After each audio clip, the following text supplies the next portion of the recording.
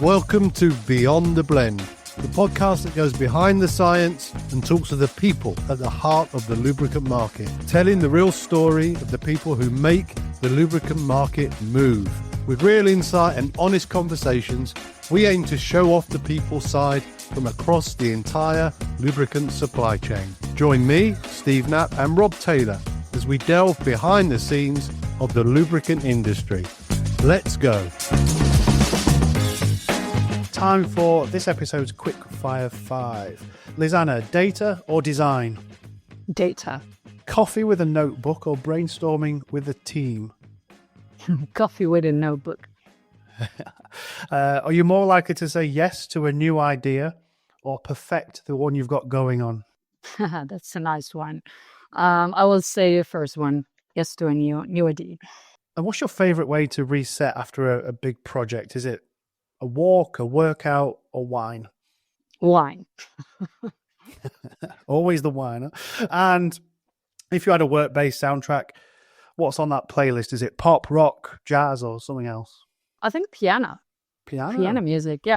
So if we were to skip back on your Spotify playlist just now, what would be the last track that we found on there? Can you remember? No, I think that would be Christian music, but it will be piano music, yeah. Because that just eases my mind. Do you play? A little bit, yeah. I don't have lessons, but yeah, I do play a little bit. Yeah. Oh, super. Lisanne, it's great to meet you. Please take a moment to introduce yourself, where you're joining from, who you work for, and what you do.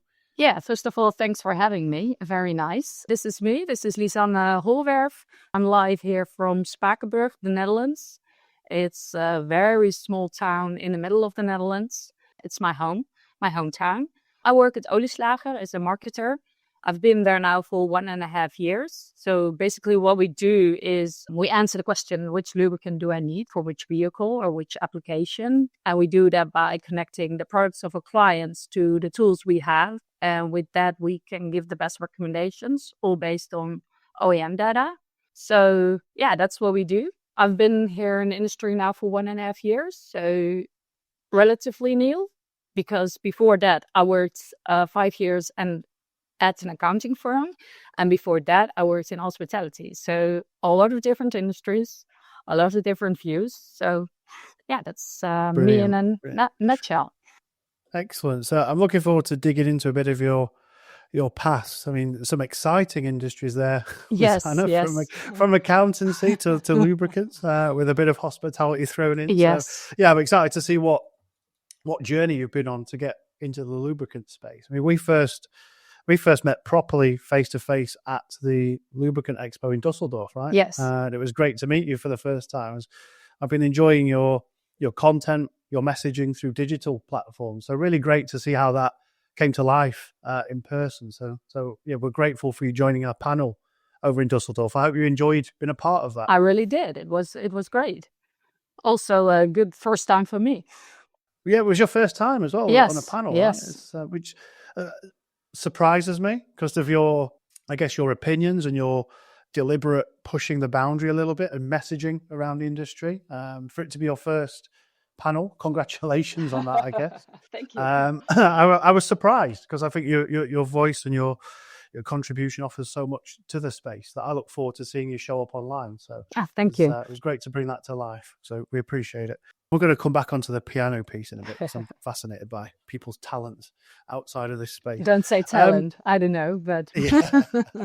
Well, tell me, what can you play? Tell me some tunes you can play. It's I have 2 daughters, and my eldest daughter, she plays a bit. She's 7 years old, and I think she started playing 1 year ago, and she has lessons. I really like it. Also, we also use an app, and I'm just learning it myself. So I think a lot of people will say, oh, don't do that. But for me, it's just having fun. And yeah, I think just to ease my mind, it's so nice to do. And I already can play with 2 hands. I already play several songs. So yeah, wow, it's very nice. Oh, is that all from learning through the app? Yes. As well? I can already read notes. So yeah, I learned a lot from it. Wow. And how much time do you have to put into that every, day, week? It depends. Like? I don't have time always, also with 2 kids, but I try to play maybe 2 hours a week or something. Yeah. That's not bad. Yeah, this is my problem. Is I always see people can do a hobby, or just I'd love to be able to play a bit of piano or a bit of guitar or something. I think patience would be my real downfall, Yeah, you need especially that. with the family and work. Yeah. Yeah, I think I struggle with it. And consistency, but that's with a lot of things. I think that goes for everything, right? Is that something you're blessed with? Patience and consistency? Is that one of your skills? I should say so, yeah. But also because I think in marketing you really need that. You need to be patient, but you also need to be very consistent. So I think you really need those. Yeah. So we're going to dive into a bit of how you ended up working in the lubricant space, but there's a whole, as you've alluded to, a whole career before lubricants. So it'd be good to know more about your, I guess younger Lisanne. Was creativity always a part of what you wanted to embrace? And I guess communication, was that always part of your plan moving forwards? I don't think so, because in high school I couldn't paint. I wasn't good at anything creative. So it is funny that I'm playing piano now, because I think if I would say that to 18 years old Lisanne, she would never play piano. But communicating part, that is one thing I really wanted to do, because I really like to organize things. That's also why I did event management as a study. I did that on art school. So that was very interesting, because it really was in the creative industry. So there, my creative part was a bit triggered. But yeah, eventually when I finished my school, I just wanted to work in like more a business environment, not the arty side, because there wasn't at the time I was graduating, there was not much work in it. So that was kind of difficult. And what was it about the marketing, I guess, at that broad and early stage? What was it that hooked you around that? What's the interest in marketing and communications? It'd be good to know more around that. What really interested me was, I don't know, just creating a story around a product or something you do, and really show the value of that to the target audience. And I think that is really what interests me, and also what I see within working within different sectors. It doesn't really matter what you do, because as a marketer, you're always the translator between the product or the service you provide and the target audience you want to, you need to resonate with. And I think, that really fascinates me. Just noting that down, the translator between the service you provide and the end user. I think it's a great way of framing it. I mean, just this morning, as it happens, I told one of my kids that I was coming to do a podcast recording with someone who works in marketing, because he's 11. We start thinking, well, what's going to be good for them in the future? It's like, with AI coming, who knows what jobs will exist? And he said to me, he says, so do you work in marketing? And I said, yeah, pretty much. He says, and what is it? Is that like just advertising? I was like, I almost sat him down and said, sit down. We need a lesson here. It's way more than advertising. It's a really interesting framing of translating the service you provide to a group of end users. I think I said to him, well, ultimately I build things that other people can enjoy or benefit from. And that's always fascinated me, because my background's more marketing. So to hear you speak of it in a similar sort of passionate way, I really resonate with. Make it translatable to kids. Yeah, my daughter also asked, what do you do, Mom? And then I said, I'm doing marketing. And then she said, but what kind of company are you working for? I said, it's like very technical. But what I do is exactly what I just said. I just translate it and I make it so easy for them. So I make complex things very easy and understandable. So that's in kids' words, I think sometimes it's the best way to explain it, isn't it? Yeah. Especially in this industry, we get so tied up in jargon and technical. I think just removing all that, I think there's a real benefit to it. So just like, again, back to the dots connecting here between hospitality and accountancy, are there any sort of early markers where you thought, you know what, I'm quite good at this? This is a fun industry to be in. What was your first sort of hint of success that you could, do this quite well? At school, I was very good in organizing things, and I was also very good at writing. And that's when I thought, okay, I really want to do something with this. So then I started in hospitality, like it's very service oriented and you really need to be there for your clients. And that's what I really love, because what I learned there was really to step into the customer's shoes and think about how they perceive things. And I think that's still one lesson learned in the hospitality, because that's what you need to do all the time in marketing.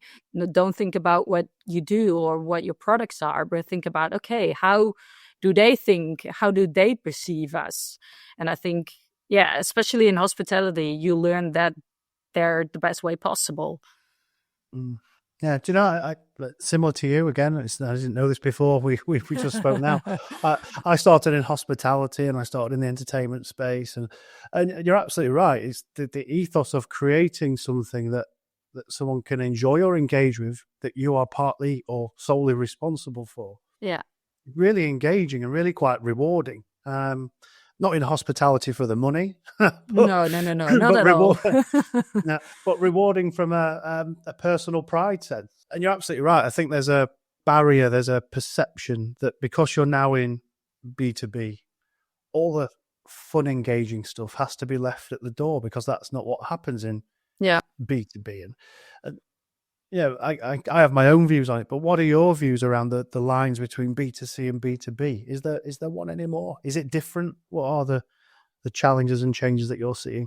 Of course it is different, because I think in B2B you have different stakeholders you really want to reach. And with B2C, I think it's sometimes easier because you have one message and you have like a target audience and they are all interested in your product, so it's more easy. But especially in B2C, you have like your DMU that is so different. You have with Olislager, for example, you have the technical person, you have the salesperson, you have the marketing person, you have higher management, you have procurement. You all need to think about, okay, how is our message? How are we going to align that to the different stakeholders so it really resonates to them? And that is, I think, the biggest difference between B2B and B2C. Mm. And do you see the industry doing that well, or is there lessons to be learned? I think there are lessons to be learned, but that's in every industry. Yeah. But we still have miles to go. Yeah. Well, we'll come on to a bit around the storytelling piece, I think, later on. But just hovering around the early journey from hospitality, what then took you to accountancy? I think that was the other step you mentioned. That's a shift, Lisanne. Yes, that's a big shift. Yeah, but from accounting to the lubricants, that's also a big shift. No, but that's a big shift. I think why I did that is because I really wanted to focus on B2B more. Why accountancy? Don't ask me. It was just something that popped up. Yeah, it made sense at the moment. But it was a nice and enjoyable ride. I learned a lot from it.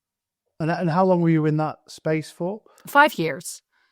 Okay, so a good path was worn, right? And then you decided to take the plunge. 18 months ago, I think it is now. Yeah. From yes. The glamorous world of accountancy into the celebrity world of lubricants. Exactly. Tell me, how did that come about? How did that change happen? Yeah, that's a good question, because I never would have think I would end up in the lubricant industry. It's also because Olislager is situated in my hometown, and I just knew the company via. So I was looking at, I think, the LinkedIn profile of my manager, who is my manager now, and then we just got in touch. And we had a very nice first conversation. And then I came home and I said, wow, it was a very interesting conversation. So my husband said, okay, so what do they do? I said, okay, they're in the data and they're in the lubricant industry. And then he said, okay, so why are you going to work in the lubricant industry? Also, when I talked about it with my friends and I said, okay, lubricant industry.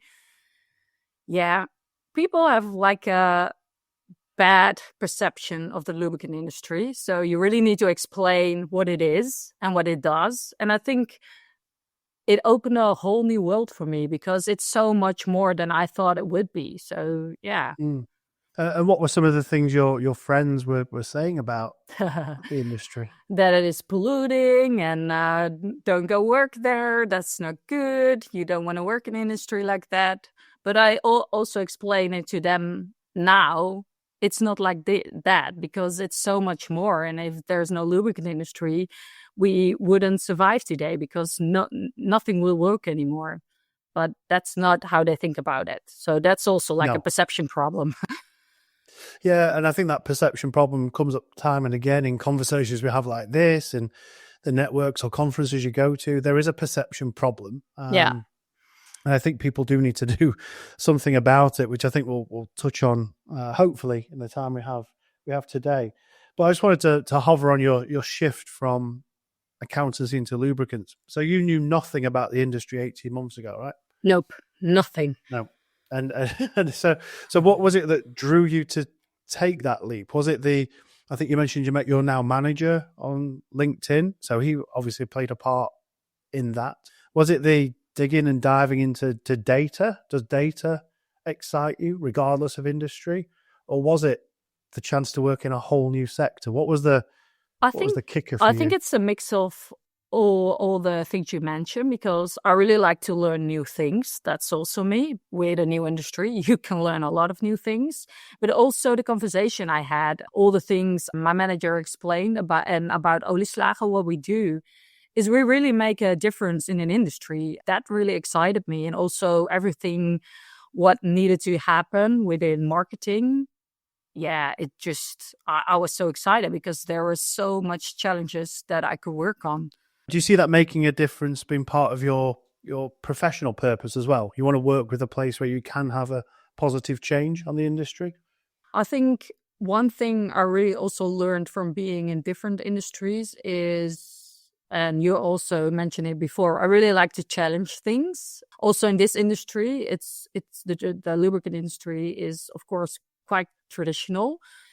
And what I really learned in working in different industries is that I really like to challenge things. Okay, why do we do things like we do it now? And why don't we change it? Or what can we do to make it even better?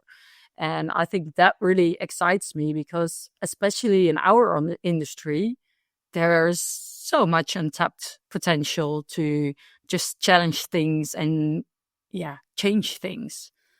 And it sounds like you work with an organization who really champions that as well. Yes, they do.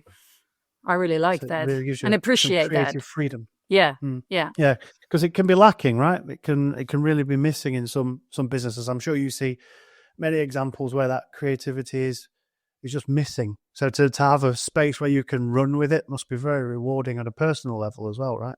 Yes, it is. But I think that's maybe also the problem of being a marketer. We just talked about a perception problem. I think a lot of marketers of the marketing department has a perception problem because they just see it as something that's in the end of the progress. So we already have a product. Oh, we need to go to a client. Oh, hey, make a nice brochure. But it's so much more than that. And I think, there's so much more to talk about and to show to organizations what marketing can do. Yeah, I mean, let's just hover on that if you don't mind for a minute. I mean, I see from my outside organizations looking in, time and time again, marketing is just responsible for that brochure. They just create the campaigns. They just create the marketing in brackets, collateral. What might be something else organizations can look at from a marketing perspective that can fall into that remit? Because I agree with you. I'd just like to know more about your perception of that. What you mean? What they can do more with it? Yeah, so someone coming into the industry, for example, thinks, well, marketing just do brochures, or that's where their responsibility stops. What else can we be looking forward to? The main thing that we do, and it's not only in the lubricant industry, I think this is a problem in a lot of industries, but what I really see as the value of marketing is exactly what I said before. It's being that translator, because especially in the lubricant industry, everything is so technical driven. You really need to have that expertise, that technical expertise. And also as a marketer, you don't have that. But what you do know is who your target audience is. You know them, you know exactly who you want to reach, and you know how you can talk to them. So basically what marketing does is they don't make the brochure, of course, they do that also, but they are really changing your product to like a value-based message that really aligns with your customers. And I think that's a big shift. That's a big difference, because a lot of people just think, okay, there is marketing, we need customers, so please make a brochure. But I think if you put marketing like earlier in the stage, so they can think about things and they know their target audience very well, they also know, okay, we have a new feature or we have a new product. How do we translate that technical product or the technical feature in a message that really resonates with our audience? The world's leading lubricants-focused trade event comes to the Middle East this January. Lubricant Expo Middle East will take place from the 20th to 22nd of January at Festival Arena, Dubai Festival City in the UAE. With over 120 exhibitors covering the entire lubricant value chain and 1,500 visitors, including industry leaders, OEMs and end users. It's an unmissable opportunity to meet and do business in this exciting region. Register now to attend for free. Head to lubricantexpo.com/me for more information. And you mentioned about it's so technical driven. The language is very technical. Yeah. The buyers expect a very technical awareness from an organization they're working with. I mean, was that one of your biggest barriers moving into the industry? I'm interested around shifting into relatively new in the space, 18 months. What challenges have you seen and had to overcome, I guess, to make your position? Yes, I think it still feels as a challenge, because sometimes you feel like an outsider. You don't have that technical knowledge. But I think the biggest lesson I've learned is that is not a problem, because if you're just being curious and you ask a lot of questions, you get the knowledge and you can make that translation into the customer's value. So I think that is the biggest thing I've learned. And also about just accept that you don't have the technical knowledge, but really accept also that you have a lot of knowledge on your marketing side, and just use that and make the translation with that.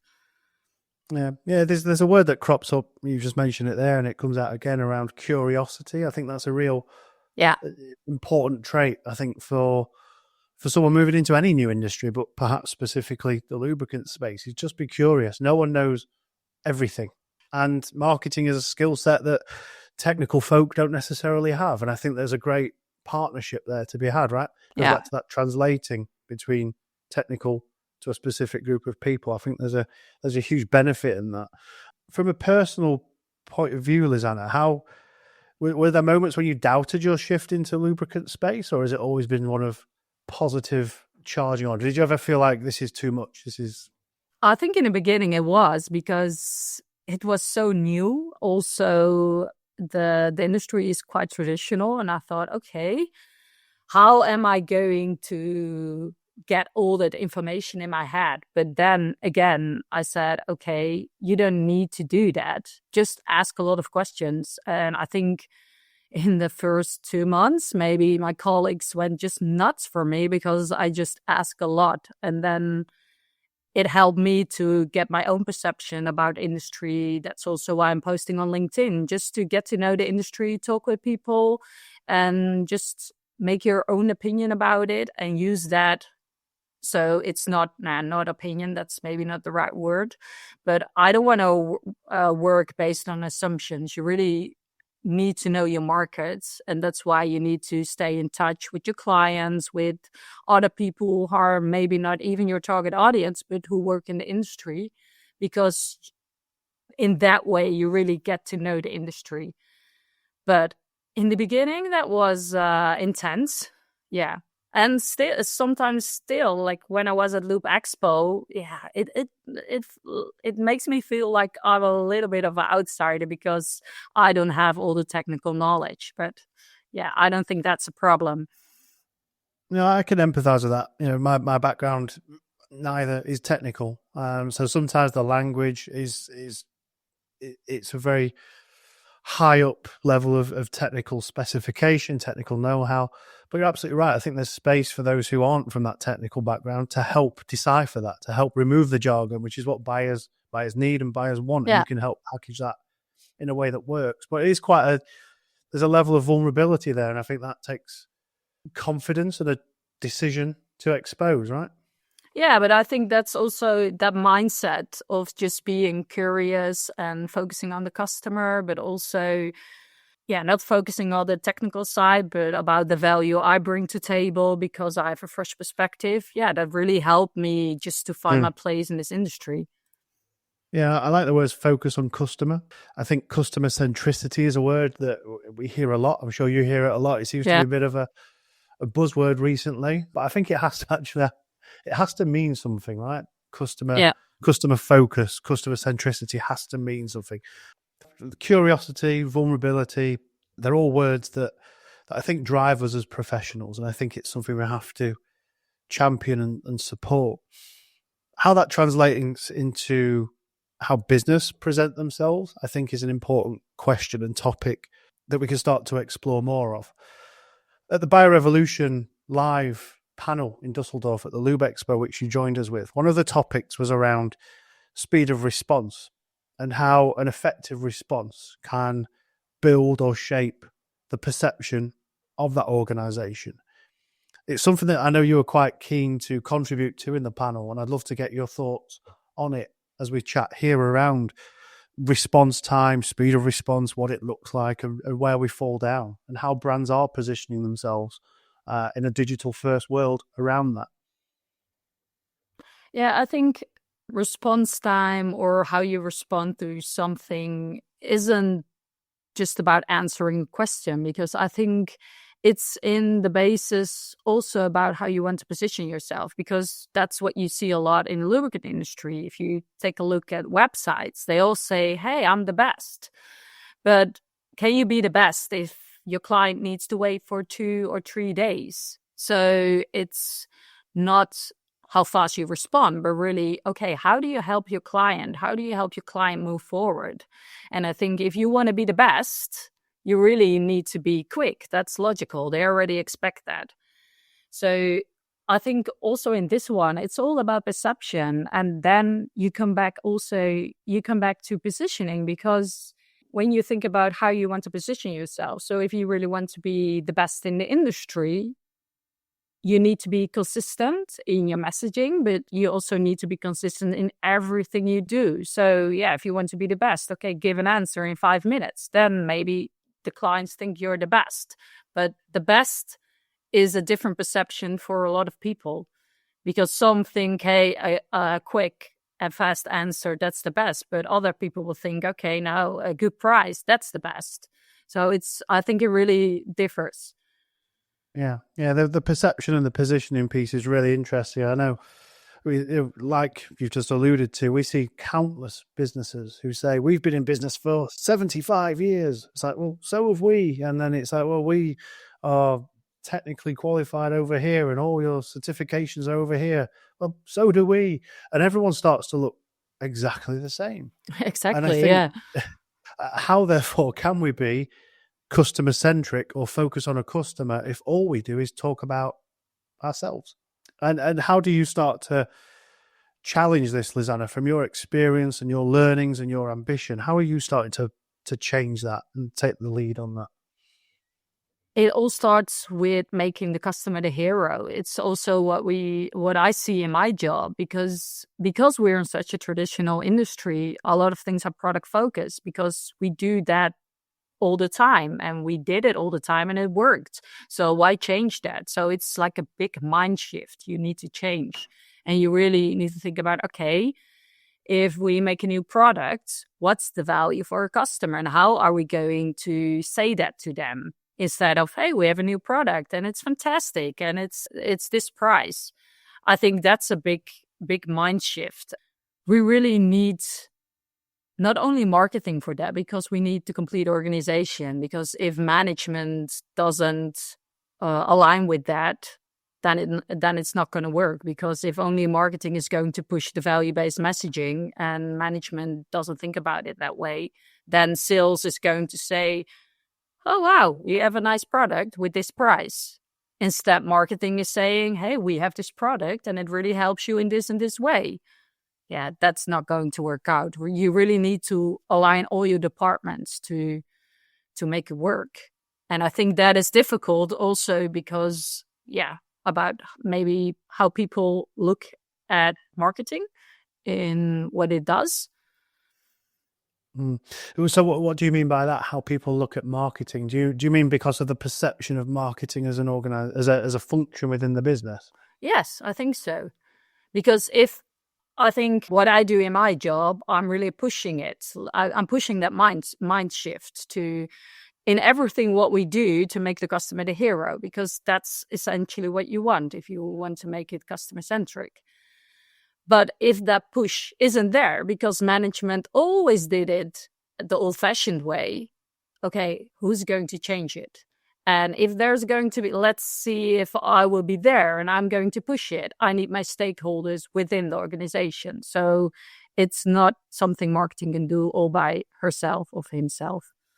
Yeah, and again, you say all by herself. We often observe marketing as a function is very small within an organization. Mm-hmm. I mean, I'm not sure what it's like in your organization, but that is something we see. It'd be good to know if you see and observe the same. And therefore, it requires the joined up thinking of businesses to think differently if we want to think differently, right? But I think, there are a lot of companies who have maybe only one marketer, but a big sales department. And I think that's where you really need to collaborate with each other. Because if marketing can push that mind shift into sales, then it's going to work, because they speak a lot to clients. And if they're going to have that value-based message, then it will work out. So it's I think it's a push in a lot of organizations. And if you have that push from management, then you're very blessed. I think so. But maybe you need to push that also from sales. I think there are also a lot of salespeople who are very, very value-based instead of product-based. But you can do it alone. Yeah, the collaboration word, again, crops up a lot. I think it's a word that is often overused and underappreciated for what it actually means in effect. But I absolutely agree with you. I think collaboration across functions should be championed more. And I think it needs to come from more voices and functions than just marketing. I think someone else needs to pick up that ball as well. Because there's a piece, Lisanne, I want to touch on around storytelling in the industry. There's perceptions of the industry, which you've alluded to. You spoke about your decision to move into working in lubricants, where your friends always turned their nose up and frowned because you were starting to work in the lubricant space. I guess from a high level, where does the industry fall down in its perceptions? Why do people think from outside the industry? Why do they think about it as they do? I don't think people know what lubricants exactly do, because if we don't have them, the world will stand still. And when I tell that to my friends, people really say, what? No, you're not right. It's just polluting, and people don't think about it that way. And I think that's a big difference, because you always have the sustainability, and it's polluting and it's not sustainable. But if you use it in the correct way, then it can be very sustainable. And if I say that to my friends, then they say, okay. And it's also, when I talk about olieslag, I say, okay, we help people to give the best recommendations, so engines could run longer or whatever. And then they say, okay, that makes sense. But that's a whole will behind the lubricants. I think it's just, they just think oil polluting, and that's it. And a lot of people think about it that way. That's what I experienced when I was saying I was going to work in the lubricant industry. Yeah, and that's kind of like what causes the perceptions, but what's stopping the sector from changing the narrative? Why is it so slow on the shifting of the narrative, and it takes people like yourself to try and do so? What's missing as an industry? I don't think we're telling the story because we're just talking about the products all the time. And if we're going to tell the story and about what we do and what we actually mean in a world like this, I think that then it will change. But we talk a lot about what we do and what we sell instead of what kind of value we bring. So for those listening, that might be a new concept too. Yeah. What might that look like as a campaign, or what might that look like as a series of messages to help overcome that? Hang on, there's a perception outside of our industry that we are this. Our business is focused on just shifting product and talking about product. We know we need to bridge that gap. So what might that look like from a tactical perspective that someone can grab hold of and think differently? I'm thinking along the lines of a series of articles around, you spoke about, did you know, if lubricant stops, the world stops. Those sort of macro messages, those huge messages. It's about educating. Impactful. Yeah. But I think we need to take those perceptions and always chunk them down into chapters of this big story. Mm-hmm. For me, I think that could be a strength for people to take and champion. What they might need to see is the connection, therefore, to sales. Because there has to be a reason to do it, right? Mm-hmm. If I think just about my friends, because they have that perception, or people I talk to, I think it would be easy for them, but that's really outside of the industry, to see, okay, what can I do to maintain or extend the life cycle of a product, or exactly what we can do with the lubricants. How can I do that? I think it's all about education, because they don't know. They don't know they can do anything about it. And I think if we would educate a little bit more, also when you think about the industry that is getting, or the people within the industry are getting older and older, and we need to find new people to work in it, I think we really need to work on our storyline, because if we're not going to do that, in the end, people will think about it the way I just said, and then they don't want to work in the industry anymore. And that is a shame, because we do amazing things, but people don't know that. And it seems it's done at a very individual level. It's not done at a whole business-wide, a culture level, a governing body level. There's almost individuals that are doing this. So there needs to be a bit more joined-up thinking, perhaps. I think you need to do it on several layers, but I think it will take a while to get there, but you keep pushing, keep pushing, being consistent. Yeah, exactly. Be consistent, be curious, keep pushing. I think there's some good messages coming out of it. You mentioned the industry is getting older. It's a very polite way of saying there's a lot heading for retirement, I think. I didn't know the English word for it, so. Now you've been in the industry for 18 months or so. Yeah. From your inside view of the space, what's one outdated habit or perhaps a mindset you think the lubricants world should leave behind if it wants to attract new talent? What is that gap looking like? What should we stop doing, and how should we start embracing and attracting new talent? I think it's what I said earlier. It's not talking about the product all the time, but talking about the value your product creates for your end user. And I think if you do that, you also make it much more attractive for other people. I see it for myself, because I'm not a big car fan. And if people say to me, okay, you work at Olieslagen and you make recommendations for cars, and I say, okay, I just know which car I ride. But I don't think that really matters, because I am a big advocate of what we do. And I think we can really make a change also within the industry. And I think if you have that storyline and you can bring or tag people along with it, then you're going to make the difference. And then you can also get people attracted to the industry. But you need like a good story. I think that's necessary.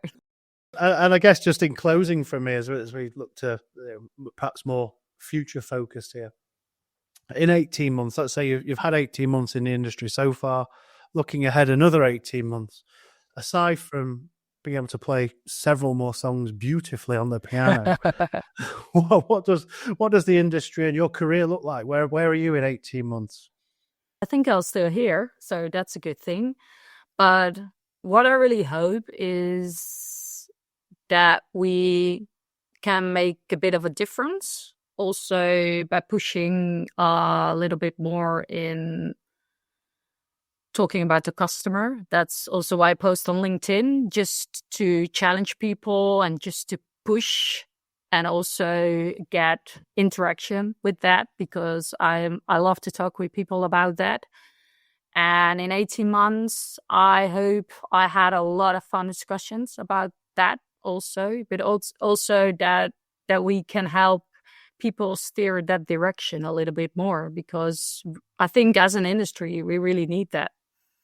Yeah, it sounds like a real purpose that you are championing, and please do keep doing so. I personally love seeing the content that you post online. I think it really does tell a different story. So do keep going.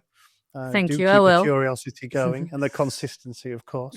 And just, Lisanne, on closing, just remind people how they can see your content. Where can they connect with you, and how can they find out more about the work that you do?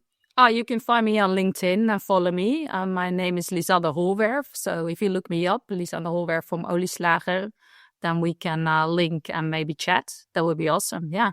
And maybe in 18 months' time, we'll have another conversation, Lisanne. That would be fun. How far your piano playing has come. Lisanne, thank you for taking time out today. Really appreciate you doing so. Thank you. It was very nice. Take care. Thank you.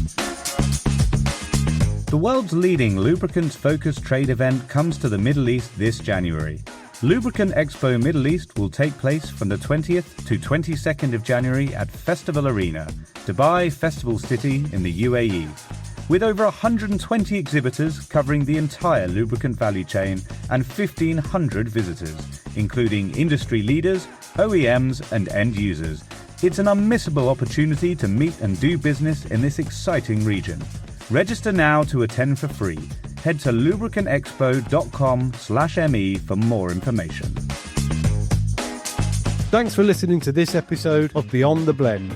Be sure to follow us to catch next and future episodes as we continue to explore the people within the lubricant market.